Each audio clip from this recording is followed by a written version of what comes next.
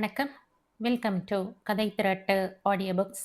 இந்த வீடியோவில் நம்ம என்ன கதை கேட்க போகிறோம்னா, ஒரு வித்யாவின் கதை, சிறுகதை. நம்ம சேனலை இது வரைக்கும் சப்ஸ்கிரைப் பண்ணாதவங்க சப்ஸ்கிரைப் பண்ணுங்க. பக்கத்தில் இருக்கிற பெல் ஐகானை கிளிக் பண்ணி ஆளுங்கிற ஆப்ஷனை ப்ரெஸ் பண்ணுங்க. ஸோ தட் நான் போடுற கதைகளை உடனுக்குடனே நீங்கள் கேட்கலாம். வாங்க கதைக்குள்ளே போகலாம். அனந்தராமனை கிருஷ்ணமூர்த்தி வெறுக்கத் தொடங்கி இருந்தான். மனிதனை மனிதன் வெறுப்பது நியாயமல்லவே. எனினும் மனிதனை மனிதன் நேசிக்க எவ்வளவு காரணங்கள் உலகில் இருக்கின்றனவோ அவ்வளவு காரணங்கள் வெறுக்கவும் இருக்கத்தானே செய்கின்றன. அனந்துவை வெறுக்க கிருஷ்ணமூர்த்திக்கு உள்ள காரணங்கள் நியாயமானவை. அன்று ஏப்ரல் 20ஆம் தேதி சூரியன் மிக கடுமையாக தகித்தது. தகிப்பது தானே சூரியன். வியர்த்து கசங்கி அன்று மாலை ஒவ்வொரு அறையாக புகுந்து அனந்த் மிட்டாய் வழங்கி கொண்டிருந்தான். நாலனாவுக்கு 3 என்கிற மிட்டாய் வகை. கிருஷ்ணமூர்த்தி எழுதி கொண்டிருந்த போது கதவை தட்டினான் அனந்து. சலிப்புடன் பேனாவை போட்டுவிட்டு கதவை திறந்த கிருஷ்ணமூர்த்தி முன் மிட்டாயை நீட்டினான். அனந்து சார், என்ன விசேஷம்? பிறந்த நாளா? ம். உத்தியோக உயர்வு அப்படித்தானே? இல்லை, கண்டுபிடித்து சொல்லுங்கள் பார்ப்போம். கஷ்டம் என்பதை இதுதான். சமீப காலங்களில் கிருஷ்ணமூர்த்திக்கு இது போன்ற கஷ்டங்கள் வரத் தொடங்கி இருந்தன. காரணம், அவன் பிரபலமடைய தொடங்கி இருக்கும் கதாசிரியன். அவனை தேடி ரசிகர்கள் வரத் தொடங்கி இருந்தார்கள். எப்படிப்பட்ட ரசிகர்கள்? எழுத உகந்த நேரம் என்று விடியற்காலை நேரங்களில் அவன் பேனாவையும் பேப்பர்களையும் வைத்து கொண்டு அமருகையில் வந்துவிடும் ரசிகர்கள்.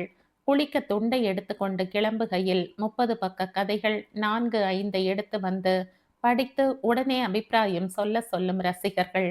ராத்திரி 2:30 மணிக்கு கதவை தட்டி அவனுக்கு உலகம் அனுமதித்திருக்கிற ஒரே சந்தோஷமான தூக்கத்தை கெடுத்து, வணக்கம் சார், ஸ்டார் டாக்கீஸுக்கு 2வது ஆட்டம் சினிமாவுக்கு வந்த இந்த நேரத்துல என்ன செய்வீர்கள்னு பார்த்துட்டு போக வந்தேன். குட் நைட் சார் என்று விட்டு போகும் ரசிகர்கள். போதாததற்கு அனந்துவை போல அடுத்த அறையிலேயே வாடகை தந்து குடியிருக்கும் தொந்தரவுகள். கிருஷ்ணமூர்த்திக்கு எரிச்சல் மண்டியது. சொல்லுங்க அனந்து, எனக்கு வேலை இருக்கு என்ற மிட்டாயை வாயில் போட்டு அதக்கிக் கொண்டே சொன்னான் கிருஷ்ணமூர்த்தி. குரலில் கடுமை தொனிக்காமல். எனக்கும் என் மனைவிக்கும் விவாகரத்து ஆயிடுச்சு மூர்த்தி சார். இன்னைக்கு மத்தியானம் தான் தீர்ப்பு வழங்கினார் நீதிபதி. அப்பப்பா, எத்தனை காலமா கோர்ட்டுக்கு நாயா அலையிறது. இன்னைக்கு தான் நிம்மதியா இருக்கு. அதைத்தான் கொண்டாடிக்கிட்டு இருக்கேன். கிருஷ்ணமூர்த்திக்கு அனந்த் சொன்னது அதிர்ச்சியாய் இருந்தது. விவாகரத்தை கொண்டாடுகிற மனிதன் கூட உலகத்தில் இருக்க முடியுமா? விவாகரத்தா? ஆமா, சனியன் தொலைஞ்சதுன்னு நிம்மதியா இருக்கு. எங்க உறவிலேயே நல்ல பொண்ணா, நல்ல சீர்வரிசை தர்ற இடமா பார்த்து எனக்கு கல்யாணம் பண்ணி வைக்கிறதா சொல்லி இருக்கார் எங்க மாமா. இந்த வழக்கு தான் தடையா இருந்துச்சு. அதுவும் ஒரு வழியா முடிஞ்சிடுச்சு. அனந்துவின் முகத்தில் குரலிலும் தொனித்த உற்சாகம் மூர்த்தியின் ரௌத்திரத்தை ஒட்டுமொத்தமாக கிளறிவிட்டது. எத்தனை மணிக்கு தீர்ப்பு வந்துச்சு? 4 மணிக்கு. இப்ப மணி என்ன? 5:50. 2 மணி நேரத்துக்குள்ள உங்களுக்கு 2வது பொண்டாட்டி ஞாபகம் வந்துடுச்சா? ச்சே, என்ன மனுஷன் சார் நீங்க. உங்களோட விவாகரத்து வாங்கிக்கிட்ட அந்த பொண்ணோட மனசு என்ன பாடுபடும்னு நினைச்சு பார்த்தீங்களா அனந்த்? அந்த கழுதையை பத்தி நான் எதுக்காக நினைக்கணும்? ஆபீஸ் விட்டு வர்ற போதே எவனையாவது இழுத்துக்கிட்டு வீட்டுக்கு வரவ சாரவா? அவளுக்காக நான் என்னத்துக்கு கவலைப்படணும் சொல்லுங்க? போதும் என்றவாறு அறைக்குள் சென்று கதவை சாத்திக் கொண்டான் மூர்த்தி. அந்த நிமிஷம் தொடங்கி அனந்துவை வெறுக்க ஆரம்பித்தான் அவன். திருவல்லிக்கேணி வாழை மண்டி கடைகளை ஒட்டி ஏராளமான சந்துகள். அவைகளில் ஒன்று மோதிலால் சந்து. எவ்வளவு நல்ல பெயர்!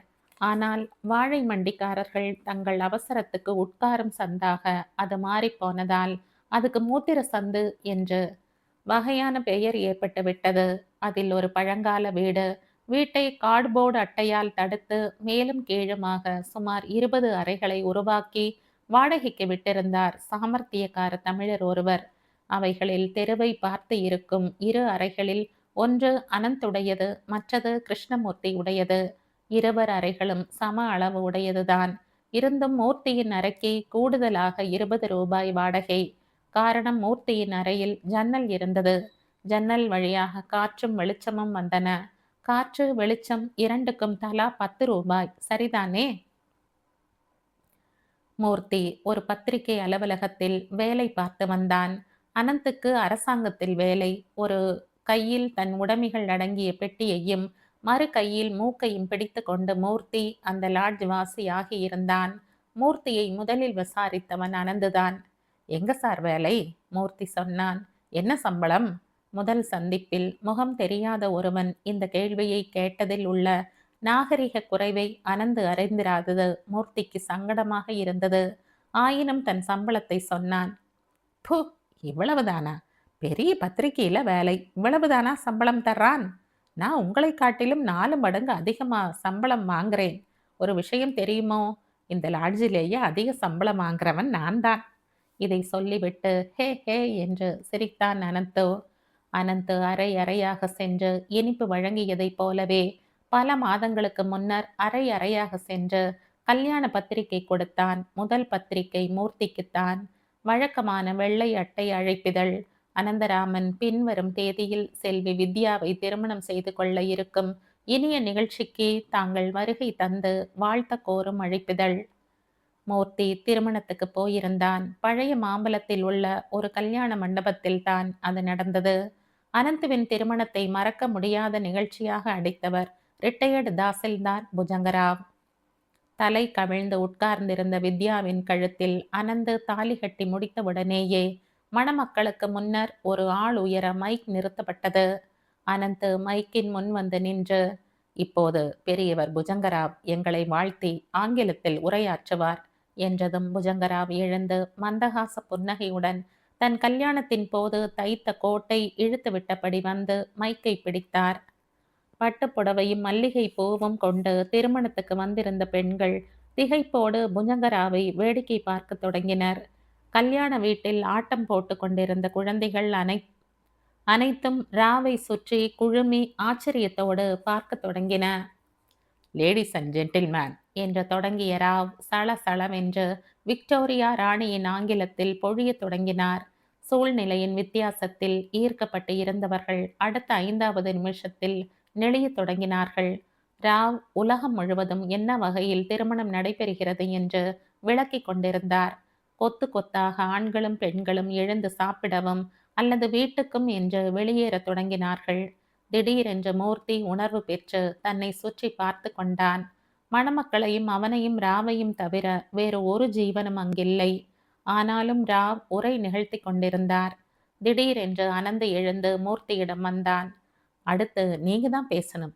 சிறுகதை அரசர் கிருஷ்ணமூர்த்தி பேசுவார்னு சொல்ல போறேன் என்றான். திடுக்கிட்டு போன கிருஷ்ணமூர்த்தி, அனந்து சார் ப்ளீஸ் வேணாம், என்னால் பேச முடியாது, தயவு செய்து கேளுங்க, வேணாம் என்று சொல்லிக் கொண்டிருக்கும் போதே ராவ் மைக்கின் மூலம், நண்பர்களே, இனி நீங்கள் ஒரு அற்புத தமிழ் பொழிவை கேட்கப் போகிறீர்கள். நிகழ்த்த போகிறவர் தமிழ்நாட்டு மாப்பசான் கிருஷ்ணமூர்த்தி என்று முழங்கிக் கொண்டிருந்தார். அறையை சாத்திக்கொண்டு உள்ளே வந்த கிருஷ்ணமூர்த்தி பேனாவை மூடி வைத்தான். எழுதிய தாள்களை அடுக்கி கட்டி வைத்தான். இனி எழுத முடியாது என்று அவனுக்கு தோன்றியது. தலை கவிழ்ந்தவாறே அனந்து கட்டிய தாலியை ஏற்றுக்கொண்ட அந்த வித்யாவின் முகம் அவனுக்குள் தோன்றியது. வித்யா இந்த நேரம் என்ன செய்து கொண்டிருப்பாள்?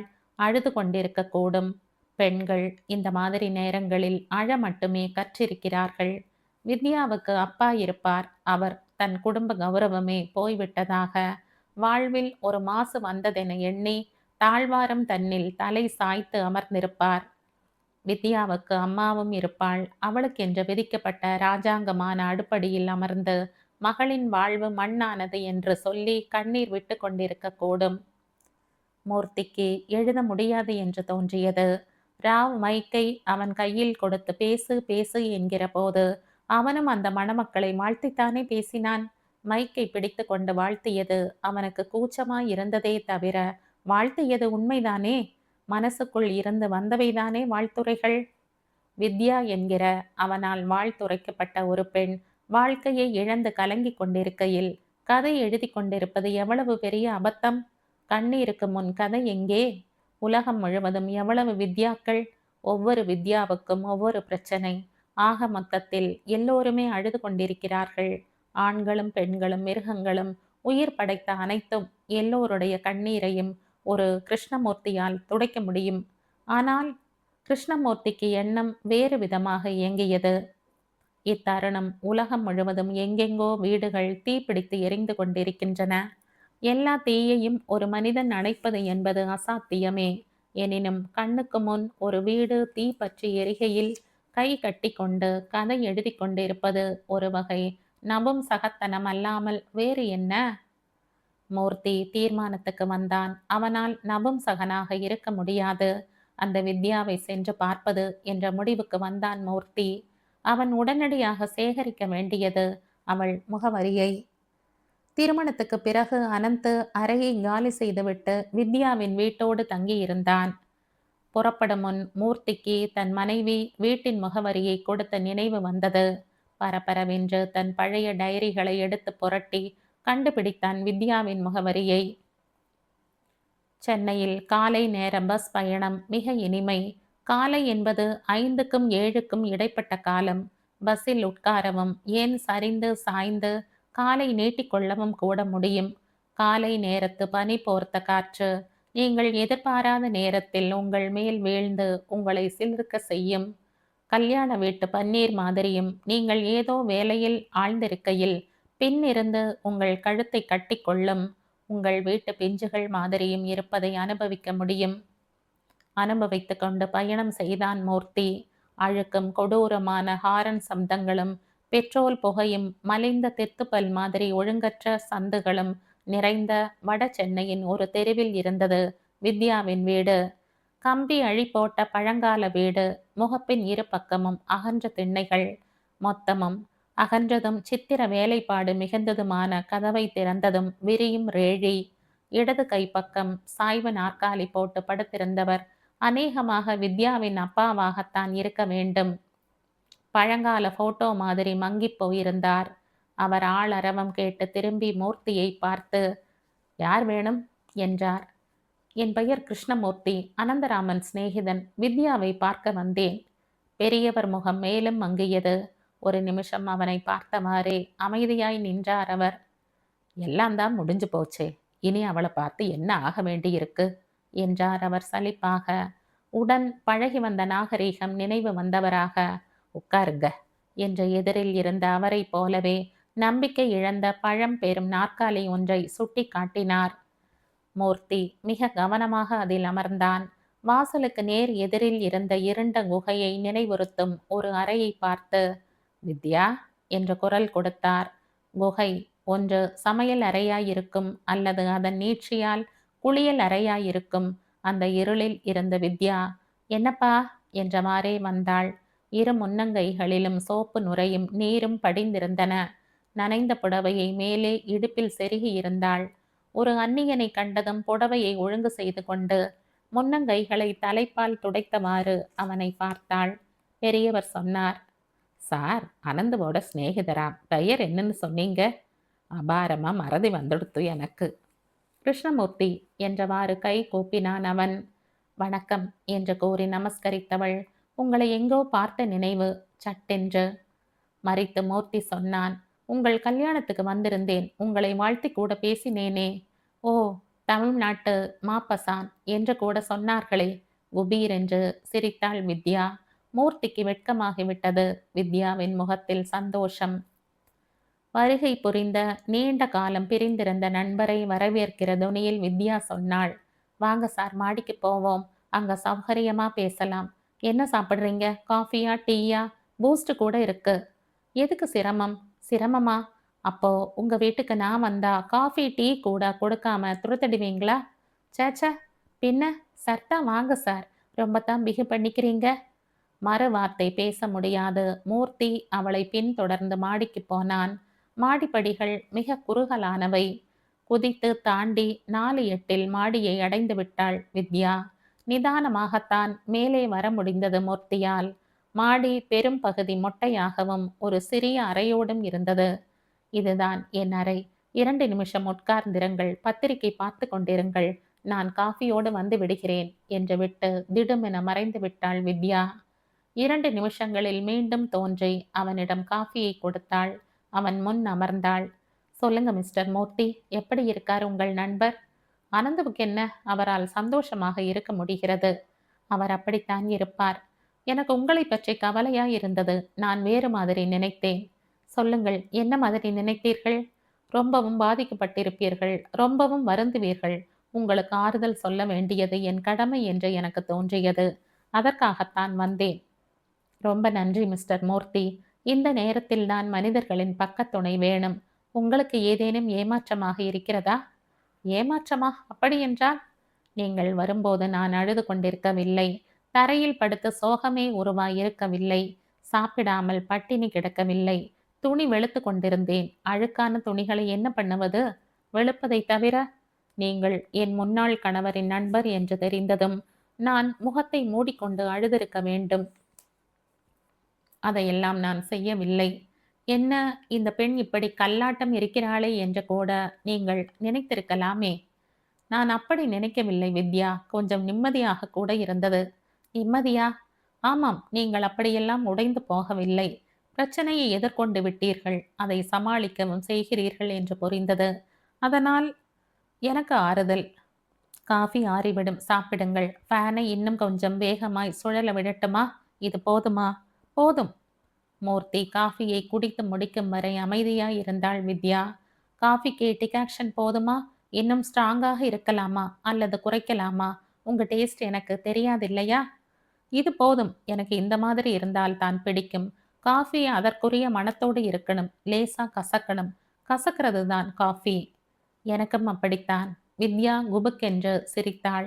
ஊற்று உடைத்து கொண்டு பொங்குவது மாதிரியான சிரிப்பு அவளுடையது. பிறகு சொன்னாள், மூர்த்தி சார், நான் அழவில்லை என்று நினைக்காதீர்கள். கண்ணீர் விட்டால்தான் அழுகையா? என் மனசு ரணமாகி ரத்தம் கசிகிறது.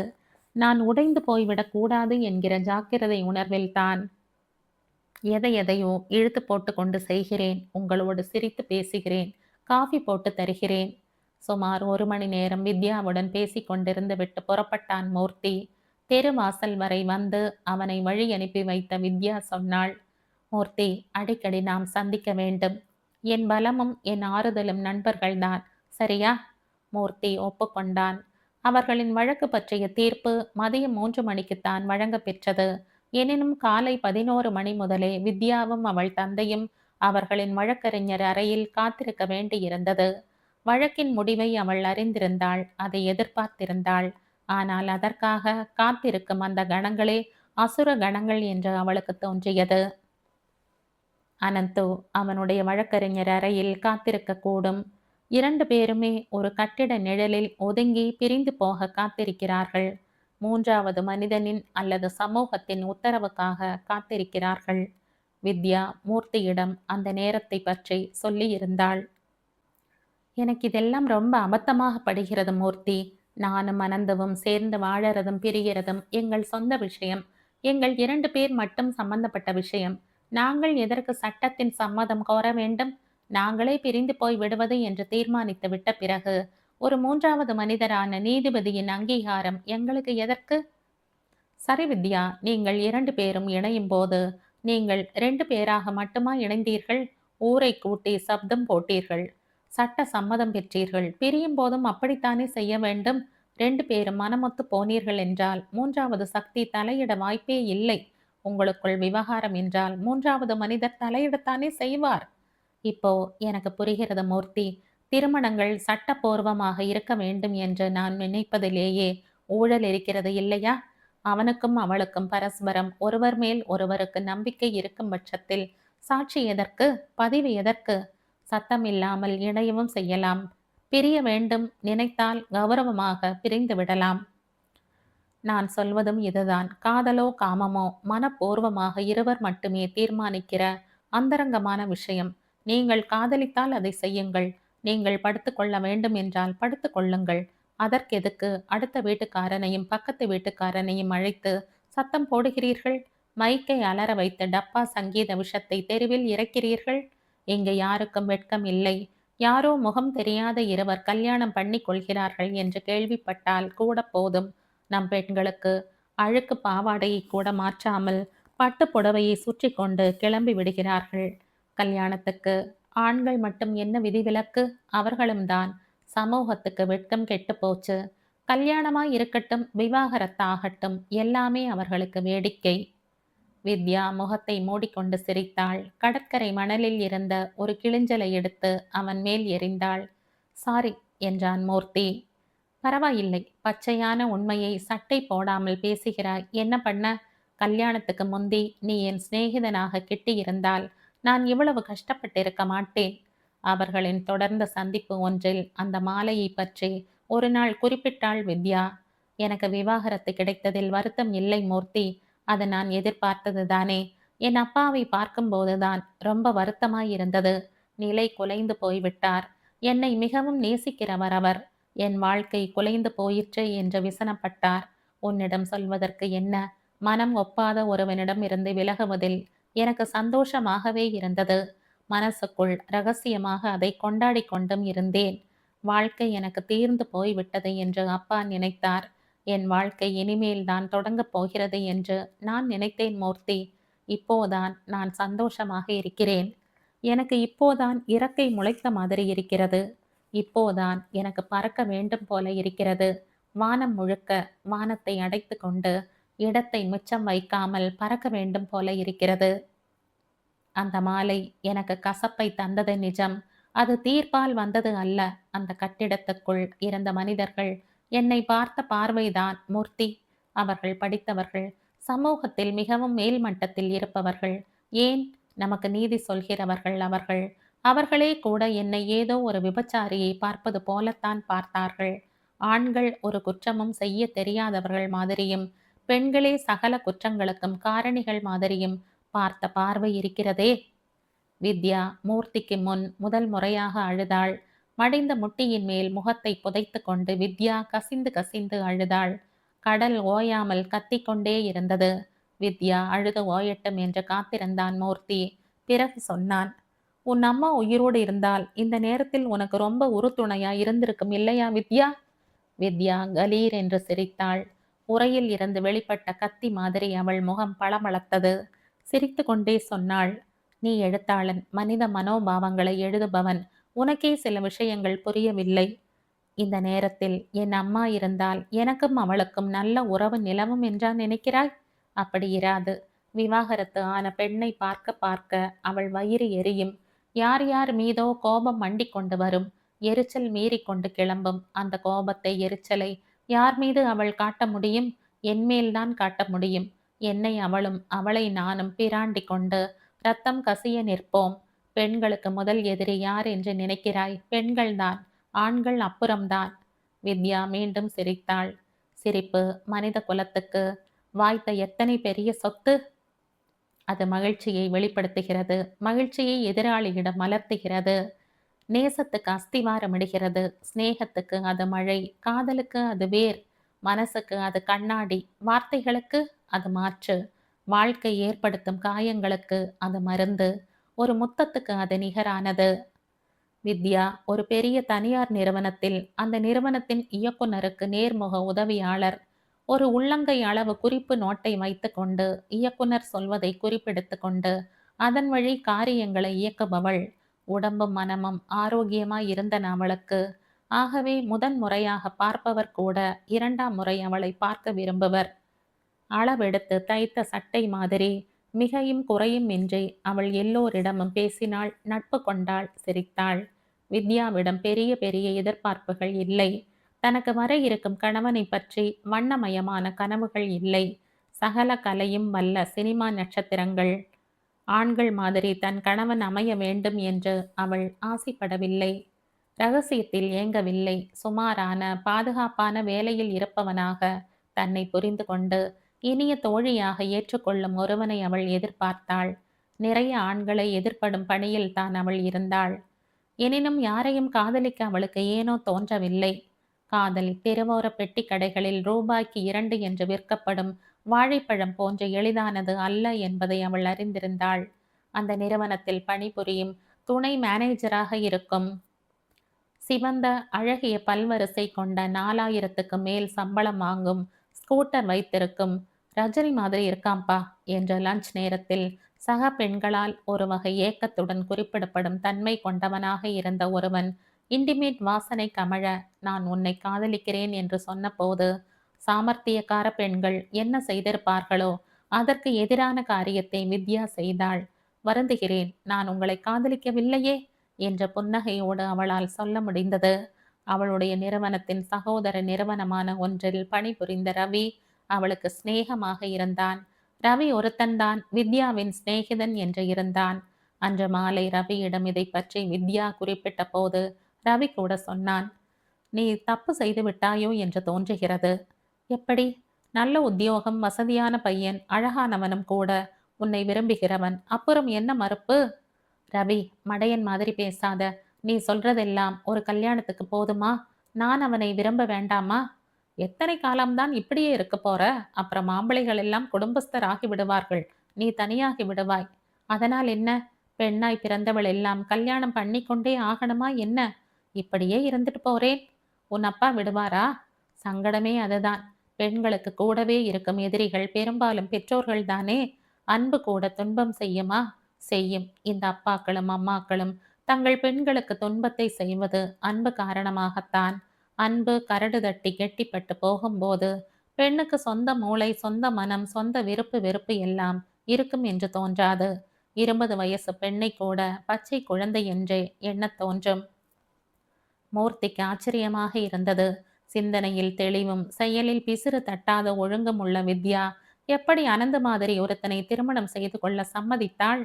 இதைத்தான் விதி என்று சொல்ல வேண்டும் என்றாள் வித்யா. கடற்கரை ரெஸ்டாரண்டில் வித்யாவும் ரவியும் மூர்த்தியும் அமர்ந்து காஃபி அருந்தி கொண்டிருந்தார்கள். மூர்த்திக்கு போன் செய்து வித்யா தன் அலுவலகத்துக்கு அவனை அழைத்திருந்தாள். ரவிக்கும் மூர்த்திக்கும் அன்று அறிமுகம் ஏற்பட்டது. ஏற்படுத்தவே மூர்த்தியை அழைத்திருந்தாள் வித்யா. ஏற்பட்டவுடன் மூவரும் ஒரு ஆட்டோ பிடித்து கடற்கரை வந்திருந்தார்கள்.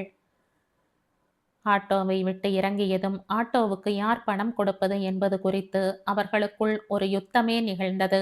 நான் தருகிறேன் என்று பர்ஸை எடுத்தான் ரவி. முதலில் நாம் சேர்ந்து வந்திருக்கிறோம், நானே தருகிறேன் என்றான் மூர்த்தி. இதுக்கு போய் ஏன் அடித்துக் கொள்கிறீர்கள் என்றவாறு தான் பணம் கொடுக்க போனாள் வித்யா. நீ தரக்கூடாது, எங்களில் ஒருவர் தருகிறோம் என்றான் மூர்த்தி. ஏனென்றால் நான் பெண். ஆட்டோவுக்கு நான் பணம் கொடுத்தல் உங்கள் பௌருஷம், கௌரவம் இழந்துவிடும் இல்லையா? சேச்ச என்றார்கள் இருவரும். ஆகவே வித்யாதான் பணம் கொடுத்தாள். வெற்றி கண்ட மிதப்போடு அவர்கள் பின்தொடர ரெஸ்டாரண்டை அணுகினாள் வித்யா. அங்கு வைத்து முறை செய்து கொண்டார்கள் மூவரும். காஃபிக்கு ரவி பணம் கொடுப்பது, சுண்டல் மிளகு மடைக்கு மூர்த்தி. முதல் முறை சந்திக்கிறோம், இனிப்போடு தொடங்குவோமே என்றான் ரவி. எனக்கு குலோப் ஜாமுன் என்றான் மூர்த்தி. எனக்கும் என்றான் ரவி. எனக்கு இந்த வழவழ கொழ கொழ சமாச்சாரங்கள் பிடிப்பதில்லை. ஆகவே மைசூர் பாக் என்றாள் வித்யா இருவரையும் பார்த்து கண் சிமிட்டியபடி. இன்றைக்கு எங்களை சீண்ட வேண்டும் என்று முடிவு செய்து கொண்டு வந்து விட்டாய், நடக்கட்டும் என்றான் ரவி. வித்யா மிக உற்சாகமாயிருந்தாள். மணலில் வைத்துத்தான் மூர்த்தி அந்த கேள்வியை கேட்டான். விதியை நீயும் நம்புகிறாயா? இல்லை, நம் முயற்சிகள் தோல்வியுறும்போது அந்த தோல்விகளை ஏற்றுக்கொண்டு சமாதானம் அடைய ஒரு பிடிமானம் தேவைப்படுகிறதே மூர்த்தி. சத்திர மாதிரி கொஞ்சம் ஓய்வு கொள்ள. எனக்கு அவரை ஆரம்பம் முதலே பிடிக்கவில்லை. ஆனால் இவள் சம்மதித்த பின் என் அபிப்பிராயம் அர்த்தமற்று போய்விடும் இல்லையா என்றான் ரவி குறுக்கிட்டு. உனக்கு அனந்துவை பிடித்ததா வித்யா? எனக்கு தெரியவில்லை மூர்த்தி. அப்பாவும் தரகர் மாமாவும் கூடி கூடி பேசி கொண்டார்கள். அப்பா ஒரு நாள் என்னை அழைத்து, நல்ல வரன் வந்திருக்கிறதம்மா, அரசாங்கத்தில் வேலை பார்க்கிற பையன், தாய் தந்தை இல்லாதவன், நம் வீட்டோடு வந்து விடுவான், உனக்கும் வேலைக்கு பிரச்சனை இருக்காது, அதிகமாகவும் பையன் எதிர்பார்க்கவில்லை, நல்ல பையன் மாதிரிதான் தோன்றுகிறது என்றார். எனக்கு மறுத்து பதில் பேச ஒன்றும் இருக்கவில்லையே மூர்த்தி. வேலையில் இருப்பவன், வீட்டோடு வரப்போகிறவன், மாமியார் பிடுங்கல் இல்லை. முக்கியமாக கை நிறைய சம்பளம், என்ன சொல்லி மறுப்பது? கல்யாணம் பண்ணி கொள்ளக்கூடாது என்கிற மாதிரி விரதம் எதுவும் எனக்கு இல்லை. யாரையாவது காதலித்து தொலைத்திருந்தாலாவது எனக்கு இந்த பையன் வேண்டாம் என்று சொல்லலாம். சொன்னால் அதில் அர்த்தம் இருக்கும். இத்தனை ஆம்பளைகள் உள்ள எங்கள் ஆபீஸில் ஏனோ இவன்தான் என் ஆண் என்று நான் நினைக்கிற மாதிரி ஒருத்தனும் எனக்கு கிடைக்கவில்லை. தவிரவும் எவனை காதலிப்பது என்று ஆராய்ச்சி செய்து கொண்டா காதலிக்க முடியும்? அது திடீரென்று வந்து பெய்துவிட்டு போகிற மழை மாதிரியல்லவா வரும். 17C பஸ்ஸுக்கு நிற்பது போலவா காதலுக்கு ஒருத்தி நிற்க முடியும்? எனக்கும் கல்யாணம் பண்ணிக்கொள்ள ஆசையா இருந்தது மூர்த்தி. உன்னிடம் சொல்ல என்ன வெட்கம். எனக்கும் உணர்ச்சிகள் இருக்கிறது தானே. எனக்கும் ஒரு வடிகால் தேவைதானே. என்னை உடம்பாலும் பகிர்ந்து கொள்ள ஒரு துணை தேவைப்பட்டது. அதுவும் ஒரு பாஷை இல்லையா? வயசு 24. அப்பா கேட்டதும் சரி என்று விட்டேன். ஒரு ஞாயிற்றுக்கிழமை சாயங்காலம் அனந்து எங்கள் வீட்டுக்கு வந்தார். வெறும் காஃபி மட்டும் கொடுப்பது என்றுதான் இருந்தேன். இந்த இடியட் ரவிதான் அது நன்றாக இருக்காது என்று சொல்லி எங்கேயோ போய் சோன் பப்படியும் முந்திரி பயிறு வறுவலும் வாங்கி வந்தான். மிக்சரை மறந்து விட்டாய் பார். வாயை மூடு. வந்தார். ஒரு ஆணை ஒரு மனிதரை பார்த்த மாத்திரத்தில் என்ன முடிவுக்கு வர முடியும்? அவரோடு கொஞ்ச காலம் வாழ்ந்து அப்புறம் முடிவு செய்கிற மாதிரியா நம் சமூக அமைப்பு இருக்கு? சரி என்று சொல்வதை தவிர எனக்கு வேறு ஒரு வழியோ வாய்ப்போ இருக்கிறதாக படவில்லை. எந்த எதிர்பார்ப்பும் இன்றைத்தான் ஒப்புக்கொண்டேன். என்னமோ எனக்கு திருமண வாழ்வில் பெரிய ஆசைகள் எல்லாம் எப்போதுமே இல்லை மூர்த்தி. உண்மையில் நான் ரொம்ப பல விஷயங்களிலே பழைய காலத்து மனுஷியாட்டம்தான் இருக்கேன். ரவி கூட என்னை விச்சு பாட்டின்னு கலாட்டா பண்ணுவான். நாலனா பூ கூட அவன் என் கணவன் வாங்கி தரணும்னு எதிர்பார்க்கலை. அன்பா ஒரு வார்த்தை, குளிர்ச்சியா ஒரு பார்வை, இதமான ஒரு பரிவு, அது போதும் மூர்த்தி எனக்கு. அவனுக்கு நான் நல்ல மனைவியா இருப்பேன். அவன் குழந்தைகளுக்கு நல்ல தாயா இருப்பேன். என் தோலை செருப்பா தச்சு கூட அவனுக்கு நான் தருவேன். நான் என்ன எதிர்பார்க்கிறேன் மூர்த்தி? சாயங்காலமானா புருஷன் இடுப்பை சுத்திக்கிட்டு ஒரு ஸ்கூட்டர் பயணமா? இல்ல. வாரம் தவறாமல் சினிமாவா? இல்ல. மாசா மாசம் புடவையா? இல்லவே இல்ல. வருஷம் தவறாம நகைகளா? எனக்கு நகைகளே பிடிக்காது.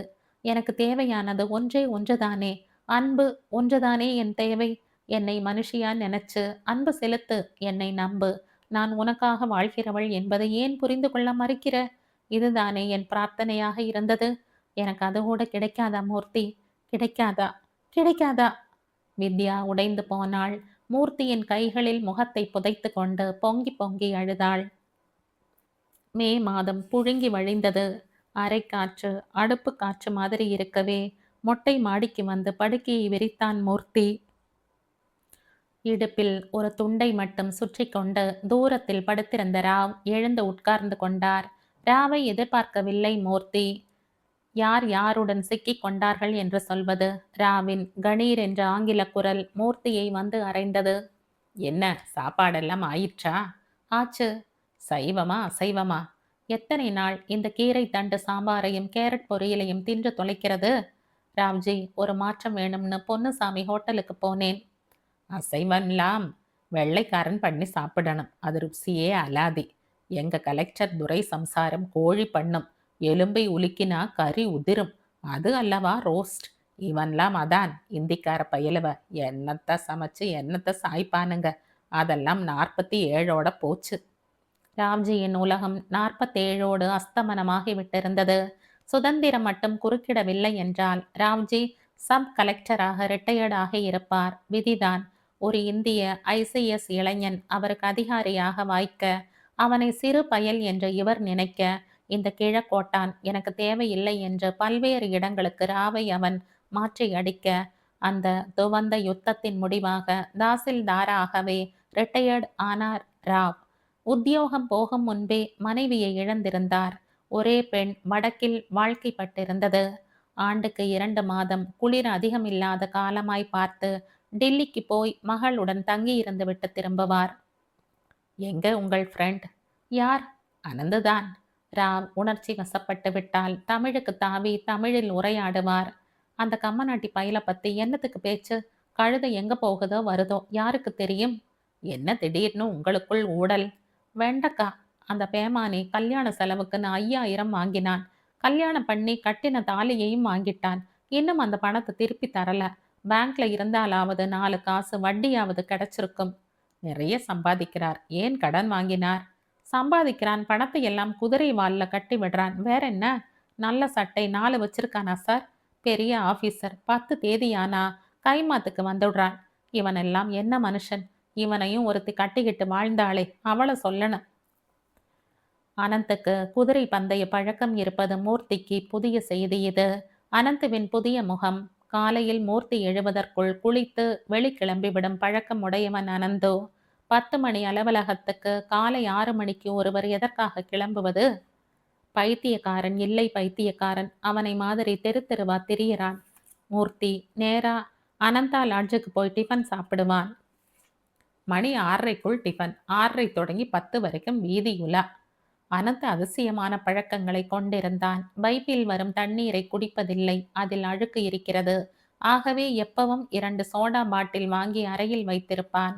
தண்ணீரில் அழுக்கை பார்க்கிற ஆரோக்கியமான பழக்கம் உடையவன். தன் அறையை கூட்டி பெருக்குவது இல்லை. அறையில் எங்கு கை வைத்தாலும் புழுதி ஒட்டும். கட்டிலுக்கு போகும் வழியும் மேஜையை சுற்றிய கொஞ்சம் இடமும் தவிர அறை முழுக்க புழுதி கனமாக படிந்து பார்க்கவே அச்சத்தை தரும்.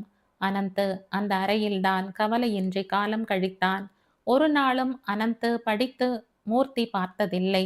ஒரு வார பத்திரிகையை கூட அங்கு அவன் பார்த்ததில்லை.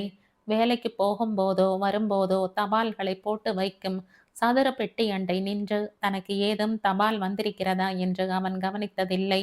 அலுவலக நண்பர்கள் கூட அவனை தேடி வந்ததில்லை. அனந்த் ஏன் இப்படி இருக்கான்? ராவ் சொன்னார். அவனுக்குள் இருந்து ஏதோ ஒரு குரல் அவனை இப்படி செயல்பட வைக்கிறது. அவன் அப்படி இருப்பதுதான் சரி என்று அவனுக்கு தோன்றும் போலும். நாமெல்லாம் ஏதோ கிறுக்கு பிடித்தவர்கள் என்று அவன் நினைக்கிறான். ஏதோ தீவு மாதிரி கிடக்கிறான். பொதுவாக மூர்த்தி, தீவுகள் ரொம்ப நாளைக்கு தீவாகவே இருந்து விடுவதில்லை. கடல் தீவுகளை மூழ்கடித்து விடும். அனந்த் அமிழ்ந்திருந்த இடம் தெரியாமல் போய்விடுவான். அப்பாவுக்கு ஹார்லிக்ஸ் கலந்து கொண்டிருந்தாள் வித்யா. சமையல் உள்ளுக்குள் வாழும் சுண்டெலி போன்றவை இந்த சின்னஞ்சிறு ஸ்பூன்கள். பார்த்து கொண்டிருக்கும் போதே காணாமல் போய்விடுபவை இவை. தேவைப்படும் நேரத்தில் கிடைக்காமல் போகிற பொருள்களில் ஒன்று ஸ்பூன்கள். அதற்காகவே கம்பி வலை பொருத்தப்பட்ட குட்டி அலமாரியில் ஸ்பூன்களை போட்டு வைத்திருப்பாள் அவள். அலமாரியை திறந்து மேல் தட்டில் ஸ்பூன்களுக்கு துழாவுகையில்தான் அந்த பெரிய எவர் சில்வர் ஸ்பூன் அவள் கண்களுக்கு தட்டுப்பட்டது. அது அவளுடையது இல்லை, பக்கத்து வீட்டு சுந்தா மாமியுடையது. சட்டென்று அவளுக்கு நினைவு வந்தது. மாமி கடன் வாங்கி சென்றிருந்த காஃபி பொடியை இந்த ஸ்பூனில் வைத்துத்தான் திருப்பி கொடுத்தாள். திருப்பி கொடுத்தவுடன் போய்விடவில்லை அவள். உட்கார்ந்து கொஞ்சம் நாழிகை வித்யாவிடம் பேசி கொண்டிருந்து விட்டு வித்யா கை காஃபி சாப்பிட கொடுத்திருக்க வேண்டுமே என்று வித்யாவை மஸ்கா பண்ணி ஒரு டம்ளர் காஃபி சாப்பிட்டு விட்டுத்தான் போனாள். மாமி தவற விட்டு போன ஸ்பூனை திருப்பி கொடுக்க பக்கத்து வீட்டுக்கு போனாள். க்ரீச் என்று கத்தியது தெரு. காம்பவுண்டு கதவு. துளசி செடி காற்றில் தலையசைத்து கொண்டிருந்தது. வாசல் கதவண்டை நின்று கொண்டு மாமி மாமி என்றாள் வித்யா.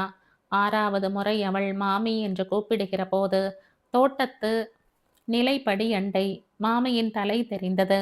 வா வா வித்யா, என்ன அங்கேயே நின்னுண்டு, உள்ளேதான் வர்றது என்று எப்போதும் அட்டகாசமாக வரவேற்கிற மாமி.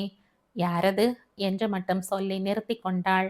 வித்யா தான் என்பதை விளங்கி கொண்டவளாக சற்று அருகே வந்தாள். வித்யா மாமியை பார்த்து சிரித்து கொண்டே குட் மார்னிங் மாமி என்றாள். வித்யா எப்போது இந்த காலை வணக்கத்தை சொன்னாலும் உடனே மாமி வெரி குட் மார்னிங் என்பாள் வெகு உற்சாகமாக.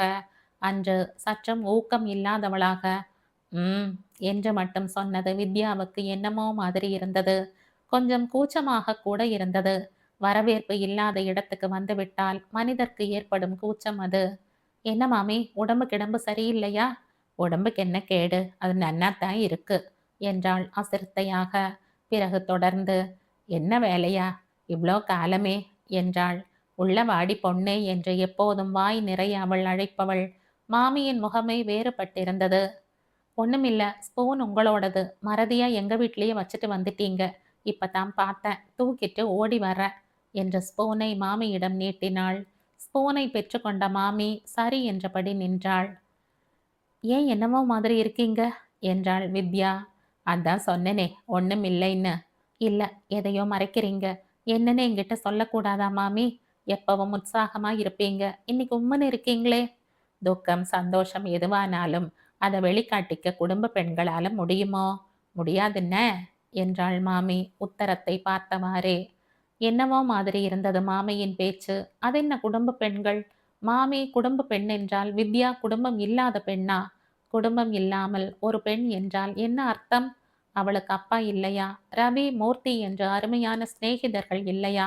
அவள் குடும்ப பெண் இல்லை என்றால் வேறு யார்? மாமி ஸ்பூனை எடுத்துக்கொண்டு நகர்ந்தாள். அவள் நகர்வதற்குள் அவள் மகன் சாம்பு அறையில் இருந்து வெளிப்படவும் சரியாக இருந்தது. ஹலோ வித்யா என்றான் சாம்பு. தனியார் கம்பெனி ஒன்றில் எக்ஸிக்யூட்டிவ் இன்ஜினியராக இருக்கிறவன் சாம்பு. மாமி சலித்து சலித்து பெண் தேடிக் கொண்டிருந்தாள் சாம்புவுக்கு.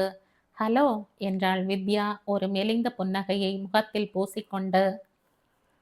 எங்க ஆளையே காணோம். முன்னெல்லாம் அடிக்கடி வந்துன்ருப்ப. அம்மாவுக்கும் உனக்கும் என்ன டூவா? ஏன் வர்றதில்ல? கொஞ்சம் பிஸி. வராம என்ன? ஏன் நீ அவ்வளவு அக்கறை இருந்தா வீட்டுக்கு வந்திருக்கலாமே. ரயில் ஏறி வரணுமா?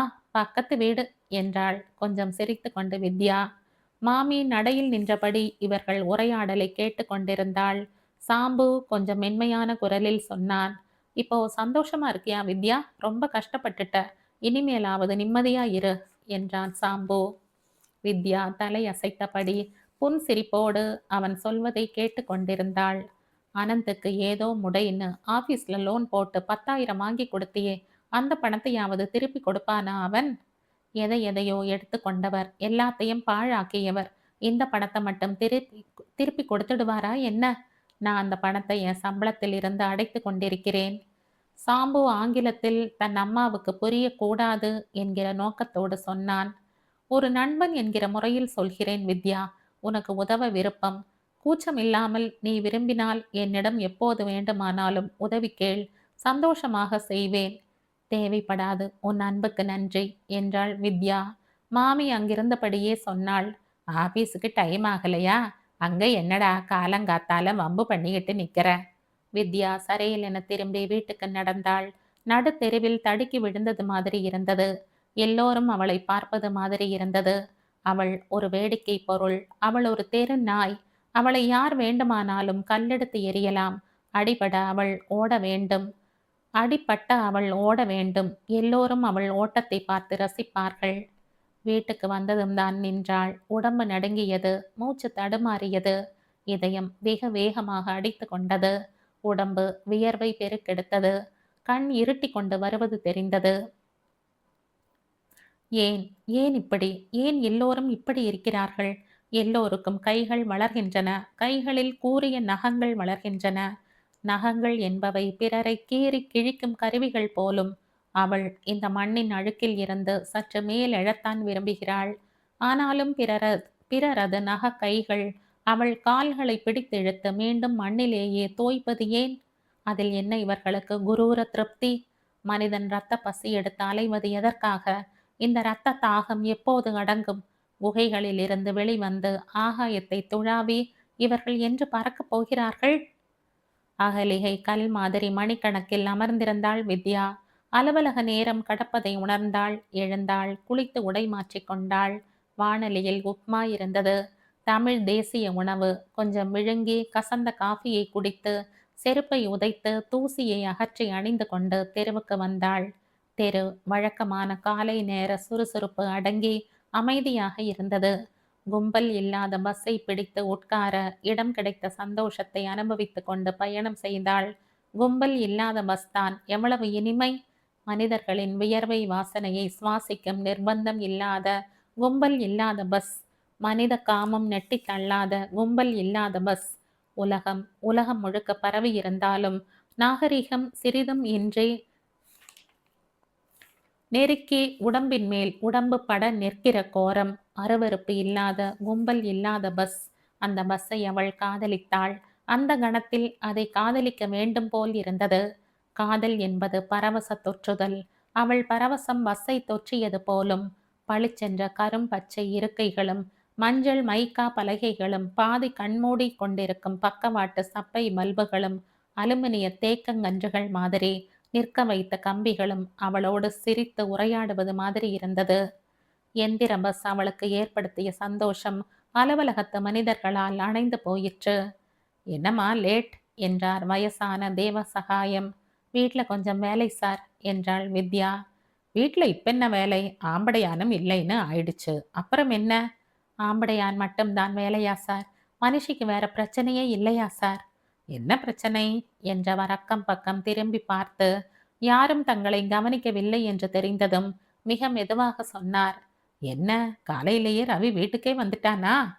குபுக்கென்று சீற்றம் அவள் உடம்பில் மனதில் பற்றி எரிய தொடங்கியது. யாரிடமிருந்துதான் இந்த கேள்வி வரவில்லை. தாலி கட்டியவன் கூட கேட்டான். சாயங்காலமானால் இழுத்து கொண்டு வந்து விடுகிறாயே, யார் இந்த ரவி என்று ஒரு நாள் அனந்து கேட்டான். என் சிநேகிதன் என்றாள் வித்யா. சிநேகிதன் மட்டும்தானா என்று அடுத்து கேட்டான். ஆமாம் என்றாள். அத்தோடு சேர்த்தும் சொன்னாள். அனந்து, அவன் சிநேகிதன் மட்டும்தான் என்பதால் தான் அவனை வீட்டுக்கு அழைத்து கொண்டு வந்தேன். நீங்கள் வருவதற்கு முந்தையே வந்தவன் அவன். எங்களுக்குள் வேறு மாதிரியான உறவு இருக்கும் பட்சத்தில் அதை சாமர்த்தியமாக நிறைவேற்றிக் கொள்ள எங்களுக்கு தெரியாதா? நீங்கள் அறியாத எந்த பகுதியும் எனக்குள் இருக்கக்கூடாது என்பதால் தான் ரவியை வீட்டுக்கு அழைத்து வருகிறேன் என்றாள். அனந்தின் கேள்வியைத்தான் இப்போது தேவசகாயமும் கேட்கிறார். அனந்த் வயது 30, தேவசகாயம் 50 இருந்தார். கடமைக்கும் வக்ரத்துக்கும் வயது ஏது? என்ன சார் கேட்டீங்க? ரவி காலையிலேயே வந்தானா என்றா? இல்லை, நேற்று ராத்திரியே அவன் வந்து விட்டான். எங்க வீட்டில்தான் படுத்திருந்தான். ஏன், என்னோட தான் படுத்திருந்தான். இன்னைக்கும் வருவான். இன்னைக்கும் படுத்துக்குவோம். போதுமா சார்? இது விஷயமா வேறு ஏதாவது தகவல் வேணுமா சார்? சொல்லுங்க சார், சொல்லுங்க சார், சொல்லுங்க மிஸ்டர் தேவசகாயம், சொல்லுங்க தேவசகாயம், பதில் சொல்லுங்க தேவசகாயம். வித்யாவின் குரல் உயர்ந்து உயர்ந்து அந்த 4 அலுவலக சுவரையும் எட்டியது. எல்லோரும் வேலையை போட்டுவிட்டு வித்யாவையும் தேவசகாயத்தையும் பார்த்தார்கள். உஷ், சத்தம் போடாத வித்யா, ப்ளீஸ் என்று கெஞ்சினார் தேவசகாயம். 4-5 சக பணியாளர்கள் அவர்களிடம் வந்தார்கள். என்ன வித்யா, என்ன விஷயம் என்றாள் டைபிஸ்ட் ரோஹிணி. எல்லோரும் சொன்னதால் அன்று ஒரு நாள் லீவ் எழுதி கொடுத்துவிட்டு கிளம்பினாள் வித்யா. அவளுக்கு நடக்க வேண்டும் போல இருந்தது. நடந்தாள். மிகவும் களைத்து போயிருந்த அவள் பஜார் பக்கமாக வந்தாள். ஒரு ரெஸ்டாரண்ட்டுக்குள் புகுந்து ஒரு காஃபி சாப்பிட்டாள். புன்னகையோடு அழகாக விசாரித்து காஃபி கொடுத்த வெயிட்டருக்கு 2 ரூபாய் டிப்ஸ் கொடுத்தாள். திடுமென மனசு சந்தோஷமாக இருந்தது அவளுக்கு. தன்னை சுற்றி பார்த்து கொண்டாள். ஏராளமான பேர் அவளை சுற்றி இயங்கிக் கொண்டிருந்தார்கள். தான் தனியாக இல்லை என்று அவளுக்கு தோன்றியது. எத்தனை வகையான, எத்தனை எத்தனை நிறத்தில், எப்படி எப்படியெல்லாமோ உடுத்து கொண்டிருக்கிறார்கள். வெளிநாட்டில் இருந்து இந்தியாவை பார்க்க வந்த ஒரு சுற்றுப்பயணி மாதிரி எல்லோரையும், எல்லா முகங்களையும் ஆசை ஆசையாய் பார்த்தாள். புது தேசம் மாதிரி இருந்தது இந்தியா அவளுக்கு. எல்லோர் முகங்களிலும் வித்யாவின் சாயல் இருப்பதாகப்பட்டது. எல்லோரும் வித்யாக்கள்தான் என்று சட்டென்று அவளுக்கு தோன்றியது. அது பொதுவிடம் என்பதையும் மறந்து வாய்விட்டு சிரித்தாள் வித்யா.